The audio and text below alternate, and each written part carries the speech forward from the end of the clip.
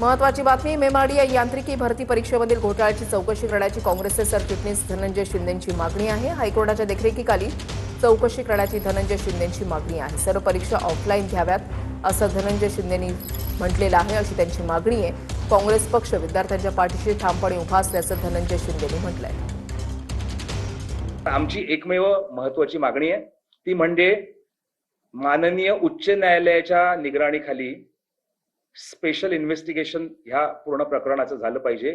कालबद्ध पद्धतीमध्ये साधारणपणे 45 ते 60 दिवसांमध्ये ह्याची सखोल चौकशी व्हायला पाहिजे। कोर्ट मॉनिटर्ड एसआयटी ही काँग्रेस पक्षाची डिमांड आहे आणि यानंतर ह्या एसआयटीचा अहवाल आल्यानंतर सगळ्या गोष्टी स्पष्ट होतील। याच्यामध्ये जर मोठ्या प्रमाणात भ्रष्टाचार झाला असेल तर ही संपूर्ण एमएमआरडीएची जी परीक्षा झालेली आहे ती परीक्षा रद्द करावी ही काँग्रेस पक्षातर्फे आमची